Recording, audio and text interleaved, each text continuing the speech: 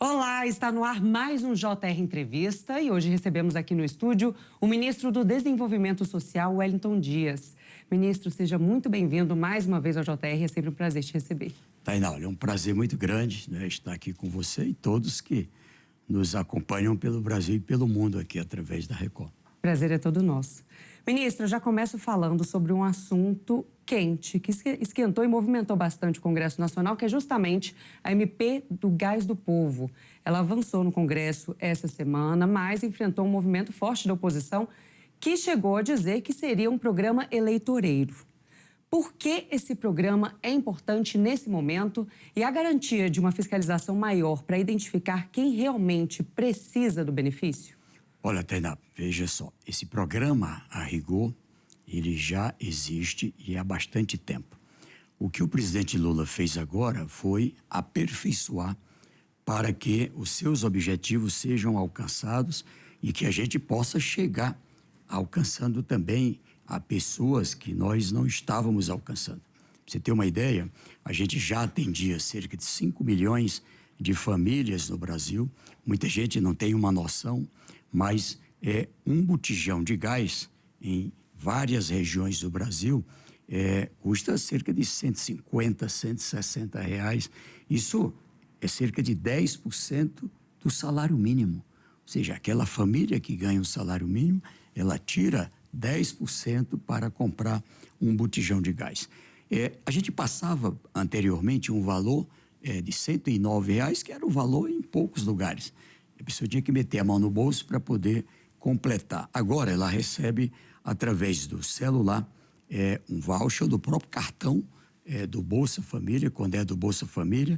Lembrar que agora a gente aumentou o grau, ou seja, além de quem é do Bolsa Família, também as pessoas que têm uma renda por pessoa da família abaixo de meio salário mínimo. Por isso que nós vamos chegar a mais de 15 milhões de famílias, cerca de 50 milhões de pessoas. O presidente Lula ele tem a justa noção para a segurança alimentar, mas também para a superação da pobreza, que as pessoas, além de ter o lado da renda, o estímulo ao trabalho, a qualificação, o apoio, como acredita agora, para o pequeno negócio, para a produção, também é preciso olhar o lado da despesa. Tem casa? Não, por isso Minha Casa Minha Vida, não é? Tem o dinheiro do gás? Não, por isso o gás do povo. Tem pessoas na família que têm doenças crônicas, diabetes, hipertensão, remédio é um peso muito alto. Então, ali a farmácia popular, agora o Luz do Povo também, o tarifa social, a gente aumentou para 80 kWh, porque esse é suficiente para, além das lâmpadas, poder ter uma geladeira, poder ter ali uma máquina de lavar quando consegue comprar, enfim, garantir a gratuidade da energia. Então, o Gás do Povo, eu agradeço ao Congresso Nacional, estou acompanhando, sou parlamentar, sou senador e agradeço porque há, da ampla maioria, uma compreensão da importância desse programa para o Brasil, para um Brasil melhor. Então, são quantas milhões de pessoas? O objetivo é ampliar o programa ampliar o alcance do programa por meio dessa medida provisória. Foi isso, né? Exato. Foi de 5 para 15 milhões de famílias. Ela vai beneficiar, na verdade, toda a sociedade. Veja só. Primeiro, nós vamos ampliar e chegar a mais de 50 mil pontos de comercialização. Aquele povoado que não tinha, aquela pequena cidade que tinha que comprar na cidade vizinha, agora vai chegar a mais lugares. Com isso, ela garante pela escala também um custo menor, é a perspectiva. E o governo garante ali a entrega do botijão, seja qual for o valor em cada região do Brasil para aquelas famílias credenciadas. A Caixa Econômica é nossa rede, o Ministério das Minas e Energia, o ministro Alexandre, empenhado com todas as empresas, desde a produção do gás até o transporte e a entrega, não é, para ampliar cada vez mais. Já chegamos às capitais, não é? Estamos agora nesse mês de fevereiro e março, a meta é alcançar todo o Brasil. O acesso é via cadastro único. Quem quiser ter acesso a esse benefício é via cadastro único também. Exatamente. Você tem uma condição de ter lá todas as informações, é possível, qualquer dúvida, ligar para o 121.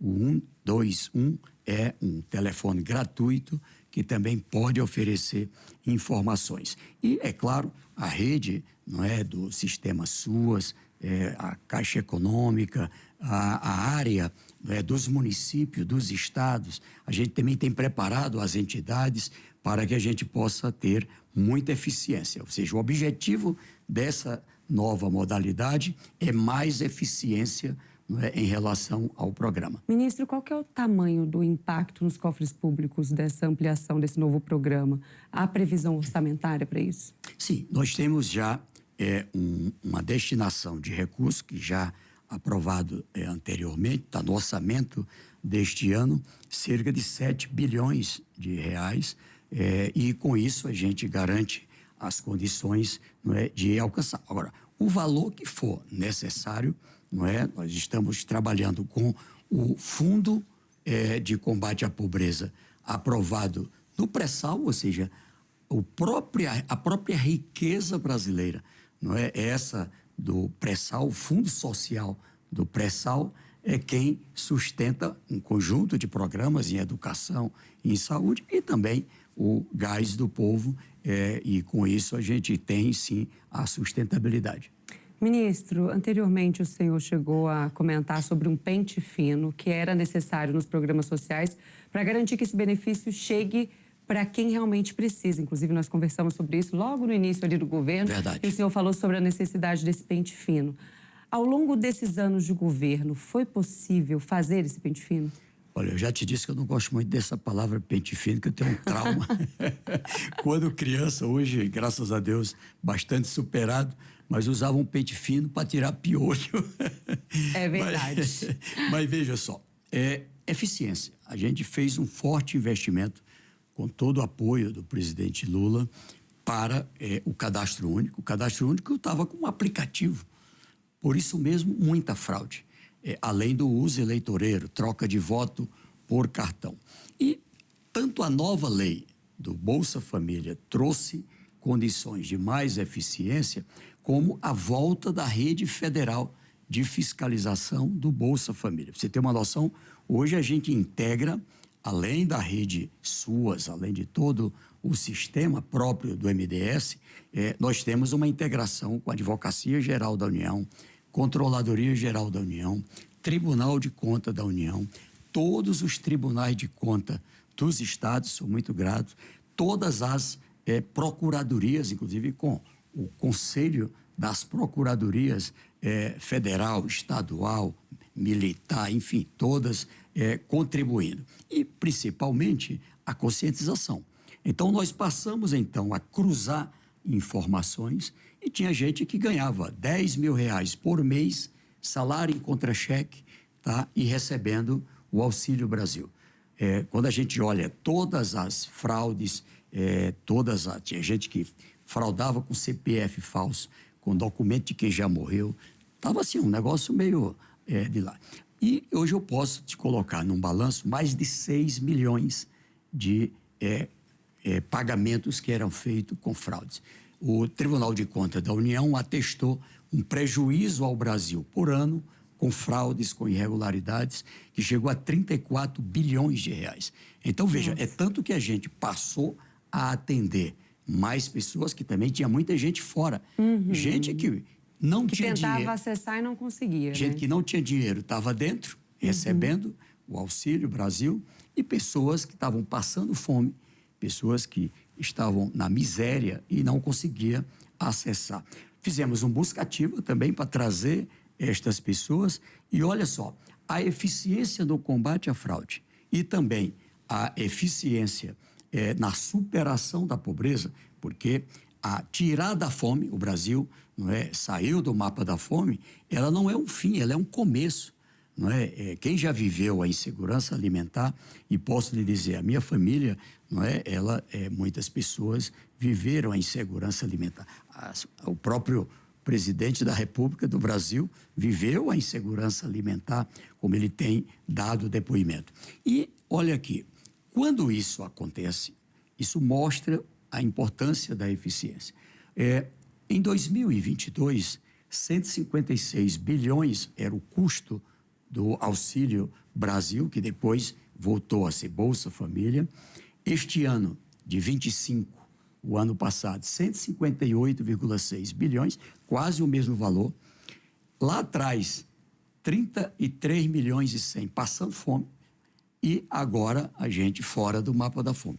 A gente está atrás das últimas pessoas que a gente quer alcançar nessa rede. Então, eficiência é isso. E não só tirar da fome, dar a mão para que as pessoas possam estudar. A educação é a principal porta para, com muita segurança, sair e não voltar nem para a fome nem para a pobreza. Pois é, ministro. Nós estimulamos também, eu queria só completar esse raciocínio, é que na mudança que fizemos, tinha um medo muito grande de ir para o emprego, um medo de ir para a formalidade.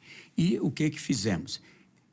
Assinar a carteira de trabalho, ter contrato de trabalho, ter um CNPJ, ter um negócio, Tainá, não é mais motivo para perder benefício do Bolsa Família. Tá? Aliás, fizemos agora com o BPC também. E o resultado é quando a pessoa vai trabalhar, aquela família, 6 pessoas, ganha o salário mínimo. O valor líquido, ela não saiu da pobreza. Então, a gente divide esse salário pelo tamanho da família, então ela recebe o do salário e 100% do Bolsa Família. Nós temos mais de 4 milhões de famílias que estão trabalhando formalmente e recebendo o Bolsa Família. Quando eleva a renda, sai ali da linha da pobreza, ainda assim permanece por pelo menos 12 meses, permanece por até 12 meses, para que haja uma segurança. Esse emprego é para valer, esse trabalhador, essa trabalhadora pensa a empresa também é bom, e ele passa a compreender. Muita gente nunca tinha trabalhado. Agora, saber que tem 13º salário, saber que tem férias, se adoecer tem licença remunerada, licença saúde, ou seja, é tudo de bom para o país. Olha que 98%, Tainá, das vagas de emprego, do saldo positivo, do Cadastro Geral de Emprego do Brasil, 98%, quase 5 milhões de novos empregos, é o povo do Bolsa Família e do Cadastro Único. Quase 5 milhões de novos pequenos negócios, o povo do Bolsa Família e do Cadastro Único. Mas esse povo não quer trabalhar. Esse povo está trabalhando, está ajudando o Brasil a crescer. Eu acho que onde tem um crescimento do PIB, tem o PIB do mais pobre ali ajudando o Brasil. Eu queria aprofundar justamente nisso, ministro, porque há críticas em relação aos programas sociais, que criam uma certa dependência ali da população, mas também tem justamente essas pessoas que saíram e começaram a trabalhar, criaram as suas empresas, né? Então, o programa foi uma oportunidade de crescimento para essas pessoas. Essas pessoas são estimuladas a entrar no mercado de trabalho de alguma forma, via estímulos, né, que venham do Ministério, do governo, e o Ministério faz esse acompanhamento dessas pessoas, há dados sobre quantas pessoas deixaram os programas e entraram no mercado de trabalho e mudaram, né, de patamar de vida? Sim. Além de tirar o Brasil do mapa da fome, nesses 3 anos, e essa é uma verdadeira obsessão do presidente Lula, ó, tem que tirar da fome, superar a pobreza. Agora a gente quer ajudar a chegar na classe média alta e, mais ainda, a dignidade. Então, eu estava no Amapá, e ali no Amapá, uma família, ela formada de nível técnico, aqui no Distrito Federal também, e assim em outros tantos do Brasil, e não conseguia uma colocação, um emprego no Bolsa Família. A gente deu a mão a essa pessoa. Aqui somos nós que, setor elétrico, quem é que tem necessidade de um técnico em eletricidade? Rapidamente, ela foi capacitada, fui visitar agora, ela agora é chefe de um time lá, todos homens, ela, a mulher, e é chefe, coordenando lá. Saiu da pobreza, está indo para a classe média, é isso que representa. Pequeno negócio também é algo extraordinário. Você imagina que já são mais de 5 milhões de, principalmente mulheres, 68% são mulheres, que a gente apoia, qualifica, financia, dá assistência técnica, junto com o Sistema S, junto com o setor empresarial, e garante com isso que aquela pessoa cresça. Agora, são milhões de pequenos negócios do Bolsa Família que está assinando a carteira de trabalho de outras pessoas. 70% dos novos empregos do Brasil são os pequenos negócios, atestado isso pelo Sebrae. Então, o que eu estou colocando para você é um plano completo. Bolsa Família não é só transferência de renda. Ele é, como contrapartida, todo um cuidado com a educação, todo um cuidado com a saúde, para que a pessoa possa crescer. E agora, com o programa Acredita, tanto a produção agrícola como também para garantir que a pessoa possa ter um pequeno negócio, como um emprego, e são milhões. Eu te falei, 98% dos novos empregos do Brasil é o povo do Cadastro Único, é o povo do Bolsa Família. E isso vai prosseguir. Agora, ministro, do outro lado, quer completar? Só para compreender, hoje, quando eu assumi, 22 milhões de famílias assistidas. Se você imagina que nós temos aproximadamente mais 7 milhões que estavam fora e entraram, era para ter chegado, se tivesse mantido as fraudes, mantido tudo lá, era para ter chegado a 29 milhões de pagamentos no Brasil. Isso ia dar mais de 200 bilhões de reais o custo do Brasil com essa ineficiência. Resultado, agora nós fechamos com 18 milhões e meio de pessoas, significam sair da pobreza. Nós estamos falando, Thaís, de 7 milhões que saíram da pobreza. O ano passado, mais de 2 milhões de famílias, cerca de 7 milhões de pessoas saíram da pobreza. Quando a gente pega 2024, já 14 milhões que tinham saído da pobreza. Com mais esses 7 milhões, então nós estamos comemorando mais de 20 milhões de pessoas que estão saindo da pobreza. A PNAD contínua, feita pelo IBGE, agora aferida também pela Fundação Getúlio Vargas, acaba de publicar que, além de tirar da pobreza, 17,4 milhões de pessoas foram para a classe média alta. Eu contava antes para você a minha emoção de receber um jovem que eu conhecia ainda criança, a mãe e o pai no Bolsa Família. Por quê? Porque o pai, um auxiliar de pedreiro, pouco emprego, pouca condição de trabalhar e precisava do Bolsa Família, ele preenchia os requisitos. A mãe doméstica. E os 2 filhos, ali tinha que ajudar o pai. Resultado, com o Bolsa Família passou a estudar. E esse jovem, apoiado lá com o governo do Piauí, hoje é o governador Rafael, ele fez o vestibular, ele fez o Enem, foi aprovado para 11 universidades, 11 faculdades no Brasil para medicina. Olha só o que é esse povo. E aí ele escolheu estudar na Universidade Federal do Maranhão. Hoje eu agradeço aqui, inclusive, ele é médico em Floresta do Piauí. É uma pequena cidade, perto da minha cidade de Oeiras, Floresta do Piauí. Ele estimulou a mãe a estudar. Mãe, é a educação que abre porta. A mãe voltou a estudar, ela tinha feito o ensino fundamental. Se formou professora, hoje é professora do município, dando aula no município. O pai fez também um aperfeiçoamento na sua profissão. E ele veio me trazer uma ótima notícia. Ministro Wellington, olha, a notícia boa.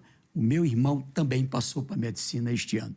Mudou a vida da família inteira. Então, a família desse jovem, e eu vou dizer o nome, Jardel, o doutor Jardel, a família dele, como tantos hoje, que o presidente Lula recebeu agora, gente agora é diplomata e era do Bolsa Família, pessoas que são jornalistas, pessoas que são empresárias, executivas. Eu estava esses dias numa agenda com a direção da Ambev, fazendo parceria para o emprego, e a executiva começou a chorar. Ela disse, a minha história também é a mesma. Meus pais eram do Bolsa Família, hoje eu estou aqui como diretora executiva de uma das maiores empresas do Brasil. Então, é isso que está acontecendo com o Brasil. 17 milhões e 400 mil pessoas não só saíram da fome, saíram da extrema pobreza, saíram da pobreza, saíram da baixa renda, foram para a classe C, B e A. É isso que significa, assim, a exemplo do Jardel. Perfeito. Então, é todo o apoio que a gente está dando para esse Brasil. É um Brasil que quer ser um país com uma classe média alta, robusta, para ter um mercado menos dependente interno, a capacidade de renda interna, que o ministro Fernando Haddad faz a economia crescer, comandada pelo presidente Lula, o meu colega ministro vice-presidente Geraldo Alckmin, integrado com o setor privado, amplia a exportação, amplia mercado, o país cresce. E eu te digo, nesse crescimento tem o PIB dos mais pobres acontecendo, na produção de alimento, na produção rural, na parte relacionada a pequenos negócios, relacionada ao emprego. Faz as empresas crescer e faz o Brasil crescer. Agora, ministro, eu gostaria que a gente mudasse um pouquinho de assunto, que a gente falasse um pouquinho sobre política. Mais de 20 ministros vão deixar a esplanada justamente para concorrer nas eleições de 2026. Essa debandada dos ministros, né, esse troca-troca, acaba fragilizando o governo de alguma forma ou não? Creio que não. No Brasil, né, e que bom que é democracia, que bom que é o povo quem escolhe, quem vai ser o presidente para o próximo período, quem que vai ser para o Senado, para a Câmara Federal, para os governos estaduais e para as Assembleias Legislativas. Agora o presidente, eu já fui governador 4 vezes lá no meu Piauí, que vivia isso também. Todo um cuidado como é que um time que está alcançando bons resultados não tem interrupção, não tem um intervalo para ali a mudança. Coisa boa. Na verdade, sai o titular, tá certo? E a gente tem em seguida a escolha do presidente Lula de alguém que certamente tem experiência para poder, em cada área, fazer o Brasil seguir acontecendo, o Brasil seguir com essa mudança, de um lado, com esse olhar de desenvolvimento social, integrado e como parte estratégica do próprio desenvolvimento econômico. O país é o segundo maior crescimento do mundo no último triênio, mais de 3% ao ano. É o país que mais gera emprego, é o país que mais cresce, com pequenos e médios e grandes negócios, cresce a exportação novamente, novos recordes. Então, esse caminho não vai parar. Nós temos no Brasil um presidente com muita experiência, está no 3º mandato, um vice-presidente muito experiente, igual a mim, 4 vezes governador de São Paulo, imagine, e pessoas maduras, pessoas equilibradas, serenas, no meio de um mundo, Tainá, um mundo muito delicado. Eu sou, pela confiança do presidente Lula, eu juntamente com a Espanha, eu sou co-presidente da Aliança Global contra a Fome e a Pobreza, que coordena mais de 200 membros em todo o mundo. Além do Brasil, a responsabilidade lá da União Africana, da América Latina e do Caribe, da União Europeia, da Ásia, dos países árabes, daqui da América do Norte, ou seja, são mais de 40 guerras e conflitos. A gente aqui acompanha muito a Ucrânia com a Rússia. Estou torcendo para ter um acordo ali Israel com a Palestina, mas são cerca de 40 guerras e conflitos no mundo nesse instante. Tensões pesadas. Olha a reação do Brasil ao tarifaço. Serenidade, serenidade. Nós somos um país com mais de 200 anos de boa convivência, de boa diplomacia. O nosso ministro Mauro Vieira com os Estados Unidos, e enfrentamos com a defesa do respeito ao povo brasileiro, o respeito à soberania, mas, repito, com bastante maturidade, bastante serenidade. E é isso, queremos uma política de paz com o mundo inteiro, queremos não ser capacho de quem quer que seja, não.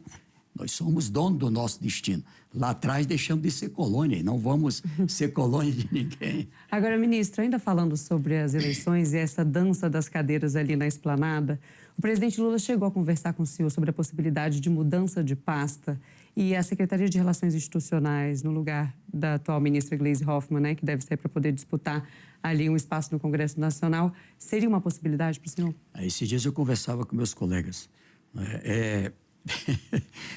De vez em quando eu fico tomando conhecimento pela imprensa. Na verdade, eu não posso te negar. Eu sou soldado do projeto desse Brasil, do lado do povo brasileiro. Eu acredito.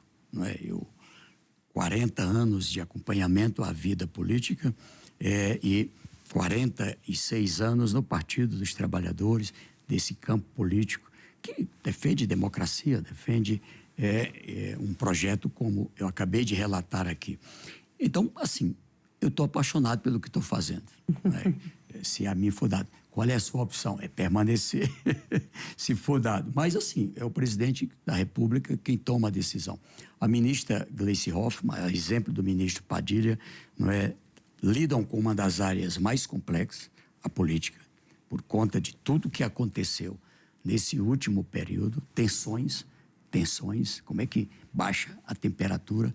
Hoje fiquei muito feliz, né, quando a gente está aqui dando essa entrevista, o lançamento lá do programa do Pacto contra o Feminicídio, com os 3 poderes, né, com os 3 níveis de governo, municípios, Estado, governo federal, a sociedade, ou seja, e ali um chamamento novo, né, que eu acho que é o que vai dar resultado. O problema da violência contra a mulher só vai ter mesmo uma saída com a participação e o compromisso dos homens.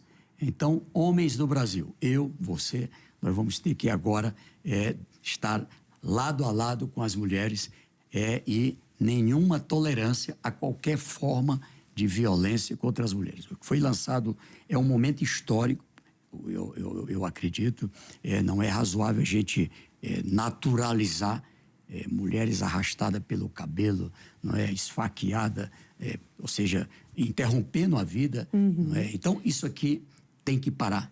E agora nós vamos não só ter uma campanha, não só ter solidariedade, não, vai pagar, não é? Porque agora está todo mundo de braços dados, Congresso Nacional, Poder Judiciário, Ministério Público, Defensoria e, claro, o Poder Executivo liderado pelo Presidente da República, uma participação importante da primeira-dama, dona Janja Lula da Silva, e eu quero estar, porque o Ministério do Desenvolvimento Social é parte não é, de metas como também essa para o Brasil. Daqui a pouco a gente vai falar um pouquinho mais sobre o combate ao feminicídio, ministro, mas só para arredondar. Então, o presidente Lula já conversou com o senhor sobre a possibilidade de mudança de pasta ou não?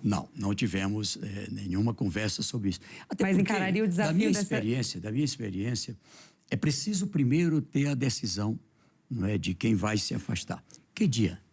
Eu vou me afastar dia 30, dia 20 de março, pode ser até 4 de abril, que é a data limite da lei. Quem está em cargo público só pode, na convenção, apresentar seu nome para qualquer candidatura se até 4 de abril não é, tiver feito o afastamento. 6 meses antes da eleição, que vai ser em 4 de outubro. Tá bom, ministro. Já já a gente continua o nosso bate-papo. Vou só dar um recado para quem está acompanhando a gente. Olha só, você pode assistir ao JR Entrevista na Record News às 11h15 da noite, também no Portal R7, no Jornal da Record, no JR 24 Horas e também nas nossas redes sociais. Agora o JR Entrevista vai para um rápido intervalo, mas é bem rapidinho, não saia daí. Já já a gente continua a nossa conversa com o ministro do Desenvolvimento Social, Wellington Dias. Até já. Estamos de volta com o JR Entrevista e aqui com a gente está o ministro do Desenvolvimento Social, Wellington Dias. Ministro, eu volto falando um pouquinho mais sobre as eleições de 2026. Qual é o seu papel na campanha de reeleição do presidente Lula? Vai ser coordenar o Nordeste mesmo? E o que o presidente te pediu? Primeiro, com boas notícias para o Brasil dentro da minha área lá, né? São 4 megas boas notícias. Tirar o Brasil do mapa da fome, agora a gente melhorou mais ainda em 2025, superação da pobreza, com mais de 20 milhões que saíram da pobreza e 17 milhões, como eu disse, indo para a classe média alta e mais dignidade, ou seja, as pessoas melhorando. Na política, veja, eu acho que 2026, para o nosso campo político, é um momento muito, muito melhor do que 2022. Ou seja, ruim mesmo, desafiador mesmo, era a eleição de 22. O presidente tem conversado, eu sou senador da República com mandato até 2030 e acompanho, colaborando com os presidentes de partidos que vão estar formando uma coordenação, são os partidos que coordenam, mas também com lideranças que também ali têm missão. E provavelmente ajudando na coordenação nacional, meu papel principal é acompanhar a região, não é, que eu conheço bem, o Nordeste. Fui presidente do Conselho Nordeste, criador, fórum dos governadores do Nordeste, enfim, e quero contribuir para que a gente tenha importante vitória, não só com a reeleição do presidente Lula, mas também para ampliar, não é, desse campo político, Senado, Câmara, governadores, assembleias, um bom resultado para o Brasil. Agora, ministro, uma das prioridades do presidente Lula seria eleger uma bancada robusta, especialmente ali no Senado Federal, para fazer frente ao bolsonarismo. O PT pode abrir mão de ser cabeça de chapa em alguns estados, em uma estratégia para garantir essa base? Não é fácil quando você é do partido, não é, que encabeça, seja governador, seja presidente ou prefeito nas eleições municipais, porque ali é quem tem a tarefa de organizar o time, como eu digo. E, nesse caso, sim, nós vamos ter em alguns lugares que apoiar uma outra candidatura a governador, não lançar governador, mas também onde a gente tem o melhor nome, as melhores condições, não é? Ali é esse que vai encabeçar. Cito o meu estado, lá o governador Rafael Fonteles, bem avaliado, é um candidato natural à reeleição. Mas ali, junto com 11 partidos, não é? Estamos lá trabalhando uma chapa. Está lá posto o nome do senador Marcelo Castro, que também tem o direito à reeleição e é um excelente mandato. Não é? Estamos lá discutindo a outra vaga para vice, para senador, o senador Júlio César sendo apresentado, o secretário de Educação, Washington Bandeira, também sendo apresentado para a posição de vice. Então, a exemplo aqui do Piauí, a gente trabalha a organização da chapa para a Assembleia, a chapa para a Câmara, para o Senado em cada local. E, assim, já tem algumas formas de avaliação, não só as pesquisas, os líderes conhecem bem a realidade de cada estado. Eu defendo, junto à coordenação, que a gente tenha uma coordenação por estado, uma coordenação regional e aí uma coordenação nacional. E aqui, com a minha modesta experiência, quero ajudar, não é? E também no programa de governo. Não é? Por exemplo, na minha área, o que é que muda? A gente já tem uma eficiência no Brasil, e esse campo político é quem lidera, de tirar pessoas e famílias da fome, de tirar pessoas e famílias da pobreza. A gente agora quer dar passos para regiões, não é? Distrito Federal é um local com uma classe média alta muito grande.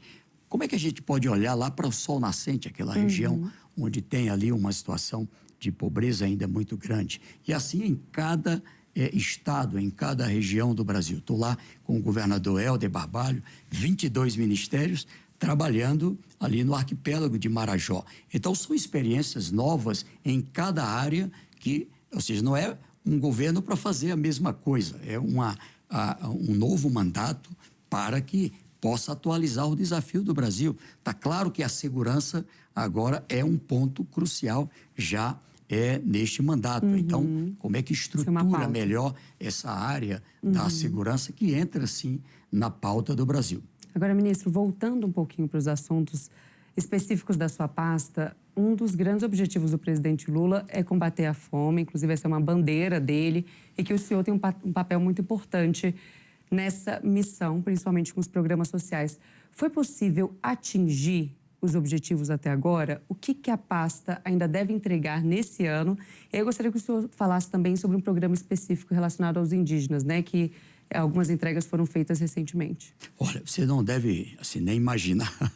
Eu coordeno uma Câmara interministerial, são 24 ministérios e empresas estatais, autarquias, enfim, e espalhada em todo o Brasil. Ajudamos ali no plano, por exemplo, o plano safra, como é que o preço do arroz, como é que o preço do alimento não sobe, a infraestrutura de estradas, enfim, tudo isso é tratado dentro desse plano que envolve setor público, setor privado, município, estado e governo federal. Então, o Plano Brasil Sem Fome é um caso de sucesso e vamos ter que avançar. Situações como a dos indígenas, né? Eu estive viajando Pará, Amazonas, eu já dei a terceira rodada todo o Brasil, né, nesse período de 3 anos, onde eu já fui menos 3 vezes. E nessa rodada, como é que a gente alcança pessoas que moram lá no meio da floresta? Eu estava agora, nesta última semana, segunda-feira, com a presidente da FUNAI, Joênia, mas com a Universidade, Instituto Federal, Embrapa, bancos, ou seja, o governo do estado, o governador Denário esteve lá com o município, lá num território Yanomami, lá com várias denominações, várias etnias indígenas, e ali como garantir que aquelas pessoas... Lembra da cena dos Yanomamis, só o couro e o osso, tá certo? Então, agora, a gente teve redução da desnutrição, redução de mortalidade infantil, redução da morte de gestante. O hospital lá em Surucucu, que era uma área no meio da floresta, ficou pronto. Hospital em Boa Vista, para citar só esse caso de Roraima. Nós estamos fazendo, pelo nosso ministério, 11 mil sistemas de abastecimento de água onde não tinha água. Problema de água num lugar que a gente nem imagina, com o problema da seca, enfim, a qualidade. E agora a preocupação. Indígenas produzir alimentos para os indígenas e para vender. Então, compramos o ano passado já 100 milhões de reais do programa de aquisição de alimento, alimento que vai para a alimentação escolar, que vai para onde precisa, complementando com a alimentação. Aquelas áreas do garimpo ilegal, que foi fortemente combatido, agora ali a recuperação com floresta produtiva. Ajudei lá a plantar, né, a ministra Sônia Guajajara também, a plantar cacau, plantar cupuaçu, café, plantar guaraná, plantas ali fora de uma área de conservação, plantas que, ao nascer, elas de curto prazo, como a banana, a mandioca, a macaxeira, a abacaxi do curto prazo, mas também elas vão gerar alimento. Alimento para o consumo daquela comunidade que antes a gente estava mandando cesta básica e agora precisando cada vez menos porque produz o seu alimento. Como tem uma embarcação, lá por exemplo onde eu estava, 120 quilômetros da estrada mais próxima. O rio é a estrada. Então, como garantir as condições de crescer? Também. E tem renda.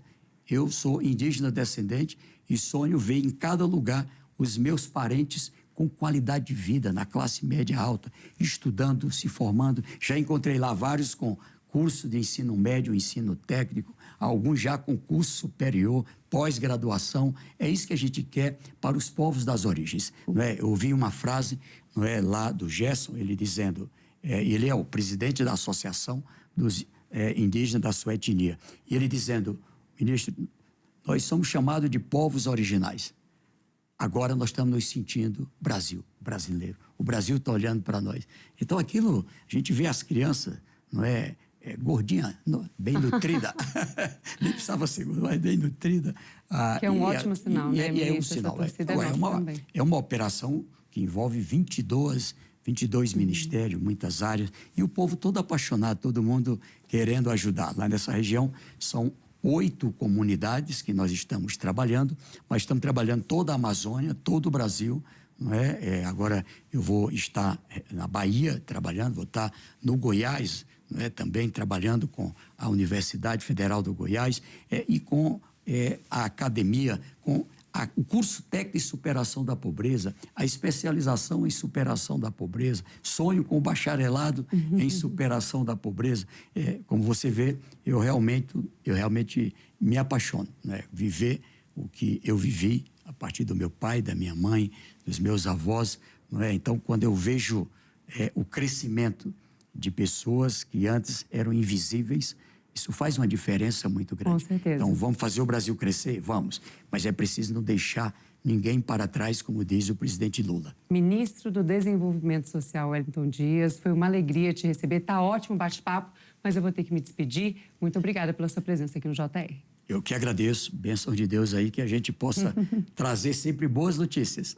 E claro, muito obrigada a você também pela companhia. Até uma próxima. Tchau, tchau.